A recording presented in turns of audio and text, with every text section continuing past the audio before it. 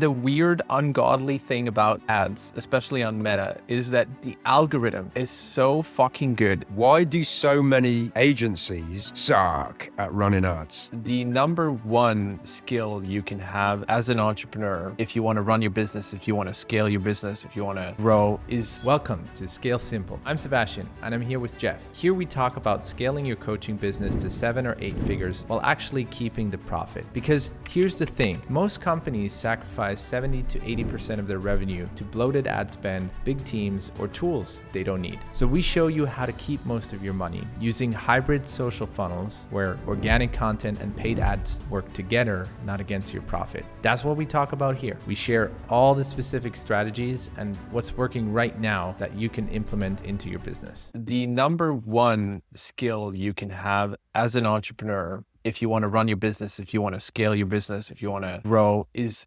becoming resourceful. This applies to anything you're doing, right? If you're on, even if you're doing OnlyFans, you got to become resourceful. What pictures do I share? What do I don't share? How do I communicate with these people? How do I chat with them, right? Because these people are not just giving anyone money. They're giving you money if you can be persuasive, if you can be interesting, funny, if you have good looking body parts, whatever it may be, you got to become resourceful. And so this is exactly what happened to me right now. And it happens to clients all the time. That's why I feel this will be really valuable if this becomes a short, or just me talking about this right now. Is every day I have clients saying, oh, this is not working. The integration is not working. This thing is not working. My calendar is not working. And the weird thing is, I've been doing this for over 10 years. I've done so within 100 different tools, from Calendly to Salesforce to ads managers like TikTok ads managers, Meta ads managers, Google ads managers. And it happens to me every single day. Right now, I try to launch a new ad campaign in a new account, and everything seems to be working fine, but it's not spending. So, and when that happens, is you want to try to understand initially, you probably want to try to troubleshoot yourself. You go into a private incognito mode, you reset your browser, you do all these different things to try to understand. Maybe you go open up your Google Analytics, you see, am I getting traffic? Is Meta running the campaign? Okay, it's not. Are my credit cards working? Okay, payment is there. This is there. It's active, whatever. And maybe you message support. And I think, then bears the question. So now at this point, as an entrepreneur, you have two options. You can either just sit on your ass and be like, okay, well, support needs to fix this. Or you can go call your agency or your freelance or whatever. Like, be like, you bad person, you set up my campaigns and now they're not working and whatever. And it's like, yeah, you could. Or you could just become resourceful and be like, okay, what else can I do? Can I duplicate the campaign? Can I set it up again in the same ad set? Can I try something else? So what I did is I took the campaign, I restructured it in another account. Weird shit happened. It did not spend either. I'm like, what the? Dude, it's like when you get tech support for your internet and they go, have you turned it on and off? And you're like, bro, you think I haven't fucking tried that yet? But some people don't. I'm sure tech support get to speak to people and they're like, no. And tech support must be sat on the other end like, bro, why don't you try that first? Because 99 times out of 100, that fixes it. I've turned it on and off 20. Yeah. And you just got to go try it. And then you got to go do it again. Or you got to, I don't know, connect PayPal. You got to prepay some balance. You got to try all these different things. You got to become resourceful, because what is it ultimately what is your goal? It's to get the fucking campaign to work. That is your goal. So however you get there initially, doesn't really matter. Maybe you need to do things a little bit differently. Maybe you need to, whatever, use a different ad account, use a different this, use this different that. Maybe it means, if this is so important to you to reach this goal, maybe it means calling up a buddy who's advertising and calling up a friend and being like, dude, I know you're running ads. Can I send you $1,000 and you start running this campaign for me? I'll send you all the details. I'll send you all the creative, all the images. I'll even pay you extra to just, throw it into your ads manager for me. And I'll share my Pixel ID with your ads manager. Can you give it to me and get it done? Like, many people would not know that that's possible, or like even come up with that idea.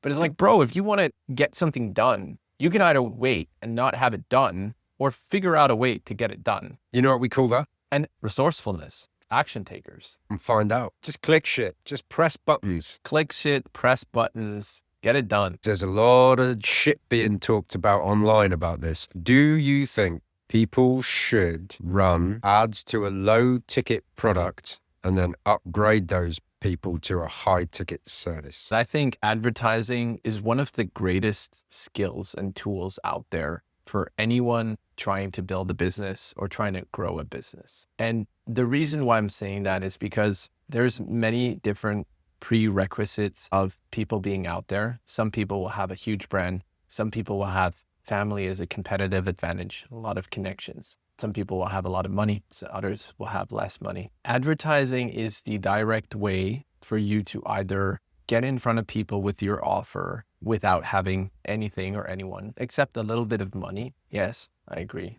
But here's the thing. I think money is out of the equation because, dude, if you're completely dead ass broke, go get a fucking job, whatever it is. Go to a call center, to a bar, whatever you can do or you want to do, whatever. Go get a job, save up 10, 20 grand, 30 grand, whatever, and then get started with entrepreneurship. You can do so in almost any country. I mean, of course, I think I'm talking mainly about the US. I don't know. Might be a little bit more difficult if you're in Pakistan or somewhere else. Dude, it's difficult if you're in the UK at the moment. Holy fuck. And if you're listening to this right now, I am confident that you can go apply to a couple of jobs, figure out a job. Like, this should be your first priority. And when you're at this point where you have, let's say at least 10K to spend to invest in your business, you have a little bit of money. And at this point, you can, without having a brand, without having a following, without having anything, you can directly get your offer in front of people. And the weird, ungodly thing about ads, especially on Meta, is that the algorithm is so fucking good. Excuse my profanity, but there's so many trillions of data points on it. Like, Meta knows everybody else that has run a similar offer to similar people, and it knows exactly who those people are. It has all the data of all the other advertisers out there. It doesn't matter if your pixel is seasoned or not seasoned or whatever. The algorithm is still smart. You come up with a new pixel. All you gotta do is you gotta congruently service your offer, write down your offer on a landing page with good copy, which again is a skill that was super difficult to do 10 years ago, 5 years ago. You needed to be a decently good copywriter. Today, you feed Ogilvy's book to ChatGPT and he'll know what to do, right? So you don't have these excuses anymore. You can write 1% level good psychological sales copy. You can probably modify your offer, whatever it is that you do well, right? Pick whatever it is. If it's fitness, if it's parenting, if it's any kind of coaching niche or marketing niche where you have an advantage and you say, hey, I'm 10% better than most of the people. And when I talk to people about this topic, I can probably help them and level them up and reach their goals somehow, right? And you package this into an offer for specifically that demographic of yours, and you put a price tag on it. In this respect, for example, low ticket, let's say a no-brainer $30 offer or $20 offer, something like that, you can within a weekend. And if you're caught up with kids in a day job within a month, completely fine. Like, whatever your situation may give you, get an offer out there and get it in front of people immediately. That is the definition of greatness. There's no easier way. And this is the beginning. If you're starting an offer, if you're trying to scale an offer, same thing. Then you already have customers, you have a business, you already have coaching clients. And so you have all this information, all this proof. All you got to do is you go to Meta and you say, hey, this is everything I got. Go find me more people that could want to benefit of this. And Meta will go and find them. And maybe to round this off, the troubleshooting steps of this is equally as easy. You go, you put it out, and then one of two things happens, right? Either people come to your landing page and they buy. Great. Okay. Now, it's working, right? And now you can communicate with these people. You can upsell these people. You can offer them more value, whatever you want to do, right? The other option is the people, they come to your landing page and they don't buy. And you're like, okay, well, now we got to figure something out. Now we got to, I get all these people coming to my landing page, but they're not buying. So then it's probably something about your copy, or maybe you got to change the price. Maybe the price is too high. Maybe your copy is not good. As you go, you figure that out, you change it. And then you'll know again, you run it for a couple more days and you figure out, okay, well, now are they buying or not?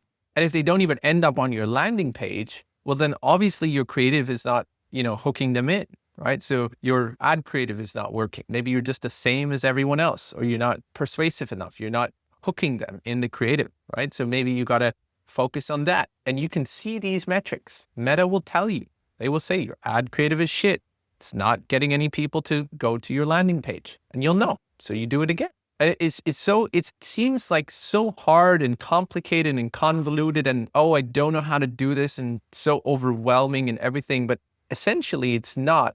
Meta is a tap of traffic of almost more than half of the world. How many people do we have on Meta? Like 4 billion? 3 or 4 billion. Yeah, it's like something. 50% of the entire planet. It's like 50% of the entire planet use those products every day, one or the other. Instagram, I feel Facebook, like I need WhatsApp, to fact whatever. check that. But anyway, half of the world is there. And the only thing that you do when you advertise is you pay Meta to just go tap into those couple of billion of people and be like, hey, these people could want your shit, the thing that you have, and show it to them immediately. Yeah, 3 billion. Well, it says 3 billion on Facebook and 2 billion on Instagram, but then some of the people on Facebook are also going to be on Instagram. So, cut the difference, go 4 billion. I got a good question. Might annoy some people. Why do so many agencies suck at running ads? That's a really good question. And I think the answer is going to be a little bit more difficult. Well, actually, it's simple. The best clients across the businesses, like for example, in our marketing agency in the company, and also over our consulting clients, the best clients are the ones that lean in fully and they go above and beyond to get the results that they want. And what I mean by that is I tell them, guys, you need more creatives. What do? They're like, okay, we just hired another video guy and we hired another editor. We're going to do more creatives. Tell us what creatives you need.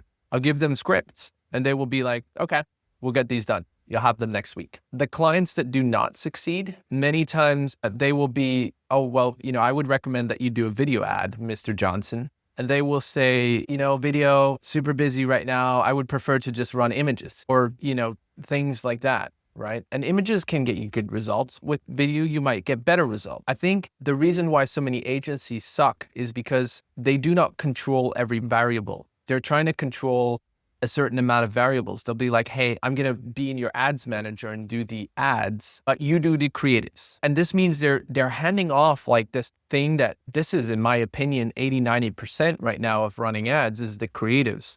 And they're handing off 80-90% out of their control to the client. So it's actually not even their fault, strictly speaking, to get good results or not, because they're incapable of getting good results if the client does shitty creatives or he doesn't do enough or he doesn't do any at all. Right? And the reason this happens is because the clients are not ready to spend that kind of money. Hiring an agency with a video guy, an editor, a copywriter, whatever, even if you use ChatGPT and stuff, like, all these good people will cost you infinitely more money, not just going to be like 15% of your advertising spend. It's probably going to be like, I don't know, retainer 10K a month plus 10% of your spend, whatever, right? And most of the clients will be like, what? You want me to pay that much money? You crazy? Like, I don't want that. I want to spend I want to spend 2-3K a month to get that done. And then they only get half of the portion and it's not being controlled properly. And that's why I believe so many agencies suck, is because it's not really, strictly speaking, only their fault. They just don't control what needs to be controlled in order to get those results. And if they do, it's most likely very, very expensive. And there's only going to be a select few clients that understand that and agree to that. Sometimes it's a performance agreement, right? So for example, I know that like one of our clients, we charge 20% of the entire revenue. So, but we're doing everything for them. We're doing the creatives, everything. Like we're running the ads, but we charge 20%.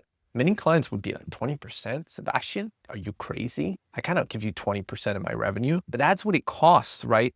In order to get an agency to go all in for you and get all of that done, because it's a big portion of your marketing. We're also scaling this company from 0 to 1 million a month in like 6 to 12 months. A lot. But they have a lot of proof and a lot of brand and channels. It's just now we're putting it into a paid offer. So why do they suck? The creative agencies, because they don't control everything. And that's my opinion. I don't know. What do you think? I believe that's why the results cannot be as they are, because they don't in their offer. And in the end, it is a little bit of their fault, because you would want to control that. And I remember, by the way, when I was speaking to your friend or our mutual friend, when I was talking to him about partnering up on one of the other deal, he was very, very pushing back and very selective. I only want to work with people that like, where I know they have a good, team of setters, of closers, of like, they're making the creatives that I need and all of that, right? Which I understand because he doesn't control the entire narrative. He doesn't run the sales teams, the creatives and everything. So he needs to make sure that any company that he's working with, he got this dialed in as fuck. And if they don't, then he cannot get them results understandably. That is at least how I see it. I don't know if you have something to add. Yeah, I agree with you, dude. I think a lot of agencies, at least from what I've seen, right, and I've worked with hundreds of clients and some of them have used an agency and all this kind of stuff. I think a lot of agencies pitch themselves as, well, we're media buyers, right? We're going to buy your media. So we're going to set up your ad campaign. And normally that's the thing that frustrates a business owner the most. It's like, fuck, I just don't know what I'm doing inside of Meta's, business manager. It's driving me nuts. So it feels like a huge value add when they find an agency that's going to do all of that for them. I think the problem is that a lot of agencies will also say, yeah, we'll script your ads for you as well. Only the skill of buying media and the skill of copywriting and creating a good hook, a good offer, all of that kind of stuff are two very different things. And I have yet to see an agency other than yourself who crush at buying media and crush at writing copy and crush at figuring out how to deliver the offer in a way that is compelling and sexy and interesting and all of that. And I just think that copywriting is such an elusive skill for a lot of people, or at least it's not elusive, but like you've got to put effort into learning to be a good copywriter. It's a real skill, like you've got to put time and effort and money into learning to be a good copywriter.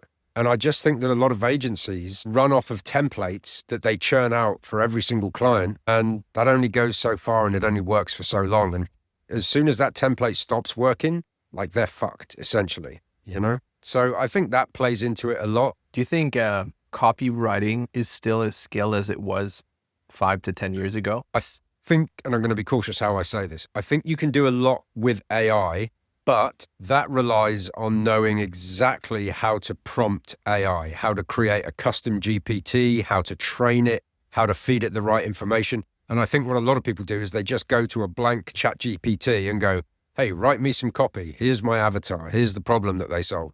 And obviously ChatGPT is going to spit out some absolute garbaggio. And so that kind of is the next problem, providing you know exactly how to prompt AI to write good copy. And if you don't, you better figure that out first. But in order to prompt it with good copy, you got to know how to write good copy. So my take is the following. I think it is way easier than it was before. So I think you do not need to, go to school, read 100 books about Gilby and advertising and whatnot. I think it's infinitely easier, but I agree with your stance that you have to have an understanding of the subject. Like you got to be able to recognize good copy. You got to be able to find these examples of good copy and be able to prompt them. And I think it doesn't leave out the research aspect, which many people skip, right? Many people think copywriting is just, oh, okay, now I need to write copy. Right? Yep. But actually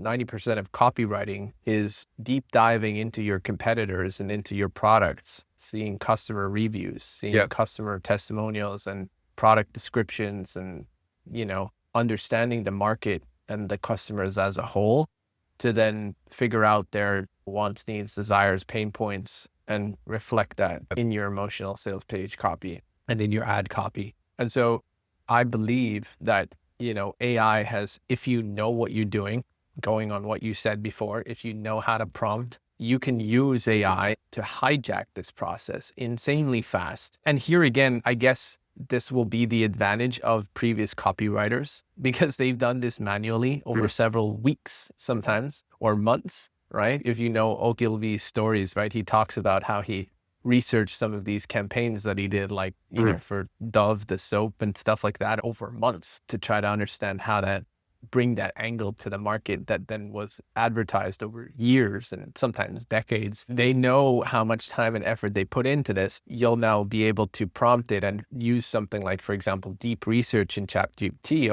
do deep research on my audience, find out all the pain points, go into forums, go into customer reviews and testimonial, use their exact words and put it all in this document, right? And then you'll have that going out for you doing all of that. Maybe you do a little bit more manually, you put it all together, you have your templates and stuff like that. You rip a couple of good sales pages from advertisers that you know are crushing it. You put it all together in a GPT and you say, hey, write my copy based on that, based on my ICP, and you'll probably get a fire sales page, and you can do so within 24 hours, which is kind of insane if you think that it used to take weeks, sometimes months to do this. But I agree. You got to be knowing what you're doing to get that done. Yeah, for sure. You know, one of the best books on copywriting I ever read was a real little book. It's called Good Leads. Because in the world of copywriting and advertising, a lead is referred to as, and that's somebody that's come through the funnel. A lead is almost like an avatar, you know? And it's called How to Write Good Leads. I forget who it's by. I'm going to fact check myself again. By Michael Masterson and John Ford. The 6 easiest ways to start any sales message. It's a great book. Anybody looking to improve the skill of copywriting, that book is a little read, but there's some gold in there. So here's another interesting topic. Yesterday, I was speaking to another advertiser, and we were talking about the usefulness of landing pages altogether, especially when selling a low ticket. And his claim was, do you even need a landing page? And the reason for this claim was, he said, I've had campaigns where I've gotten better results sending them straight to checkout. And the reasoning behind that being is that you do so much of the sales process with your ads that especially for a low ticket, if we're speaking about anything below $100, it's going to be easier and you're going to have less friction in your funnel for people to just check out versus having a bunch of landing page copy that then confuses them again and gives them more reason to doubt or rethink what they're even getting or buying. You just do the selling via the ad copy, and then you have a checkout page where you say, hey, you get this, and this, $27. What do you think? Well, dude, exactly what you said. Like, do you need to send somebody to a landing page? It depends on the price point, and it depends on how good that front end ad is. Like, if the ad is good enough to do a lot of the convincing and it's low enough ticket, $17, $27, whatever. Yeah, I've seen people sending traffic straight to checkout and it crushes. You know that it only crushes because the ad is fire. Do you know what I mean? So if you've got a not fire ad and it's only going to send traffic, but not traffic that's been sold, then you're going to have to rely on some CRO, some conversion rate optimization on the landing page in order to convince them to purchase. I think it's easier just to write a fire ad, you know? So how can people write a fire ad? If they're thinking right now, they listened to what I had to say about advertising at the beginning of the pod, and they're like, fuck, okay, I got to advertise now and I want to run ads. What should they do? Well, I mean, there's the traditional stuff. Like, for example, you could get the book Good Leads and you could start there. That'll start helping you with your copy.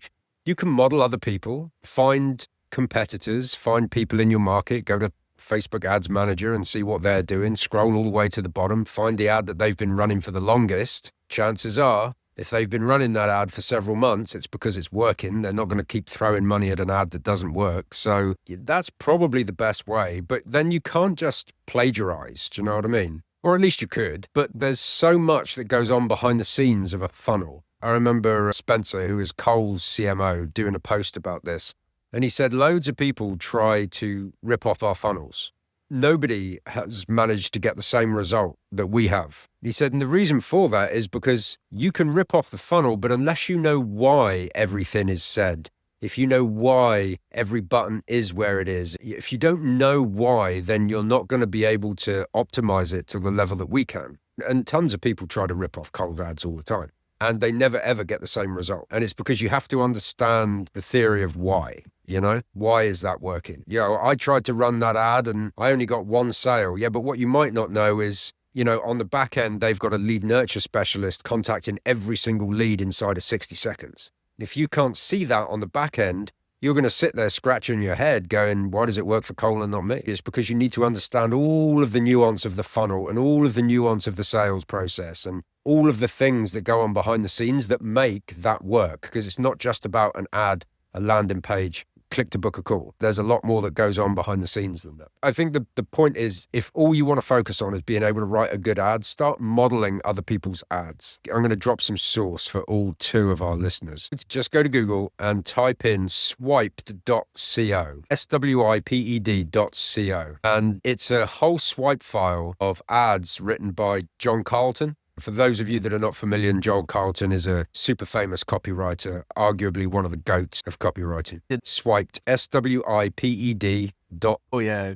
seen this before. Right. So go to that page and read that copy, but don't just read that copy, write that copy out line by line and think about the psychology of why everything is being presented the way it is.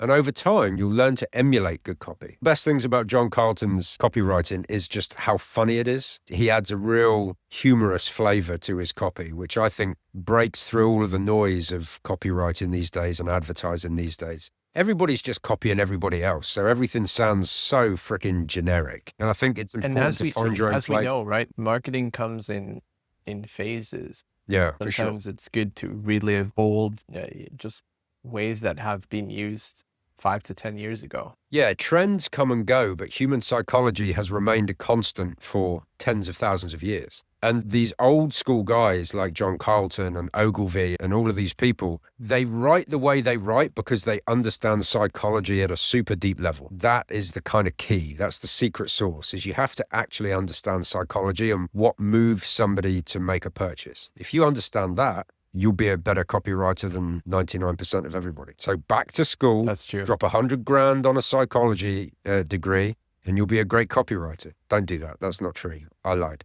That would be a waste of time and money. Just copy John Carlton's stuff. Have you heard of the new partnership program by Meta? No. So Meta just recently opened up this partnership program with creators. It's kind of like WAP. You know WAP? Yeah, sure. So Meta is trying to do something similar, but like on the ads platform. So they opened up this new partnership ads thing. They now have this pool open for creators to come in, and you can tell them what kind of ad you want, like testimonials and stuff like that. And they will then run that with their shared audience. So kind of like influencer collabs. Okay. But where you can run ads to. And it's completely crushing it, dude. I think this is the new gold right now, especially probably more for e-com, but I think it's probably even interesting for high ticket and stuff as well.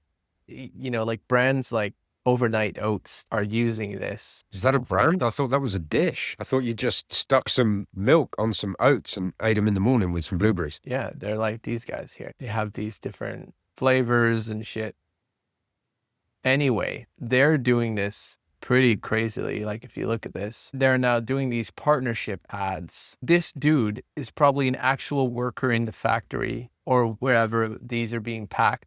And he's doing a video behind the scenes and he's sharing, so this Alex Grant, and he's sharing it with the company and they're running an ad to it. And he's getting a commission off the back of that. Dude, and that's fire if you're Isn't like that a warehouse insane? worker. Well, I mean, I don't know if he's like an actual, yeah, look, dude, 0 people following. He doesn't look like. He's not exactly an influencer. No. $1,000 a day in commission. So I don't know exactly how it works and how it's in the back end. Like if they pay you, you know, kind of like per CPM, per 1,000 people reached, or if you get like a commission off the back end of the sales, maybe it's kind of like run like an affiliate link or something like that. But fact is, they get an infinite amount of creatives, of UGC creators that are incentivized to do a good creative, and they can run ads to it and leverage, if they have an audience, they can leverage their audience. I don't know if these people have a big audience, but they're normal people. So it's pretty much taking advantage of everything that Meta wants right now in terms of Andromeda, the update, and they want to have more creatives and more creative variety to kind of go after who they want. So I think Pretty fire, dude. This is pretty fire. So if you're an e-com, I think this is definitely something that you should tap into, and probably useful for lead gen and high ticket too. Like if you're running roofer ads or something like that, and you can have people talk about, I don't know, your roofing stuff. Like I did my roof, blah, blah, blah. I think it's kind of cool. Thought I'd share this. I'm going to be a UGC creator. It's been fun. It's always a pleasure to hang out with you, Pete. It's always a pleasure.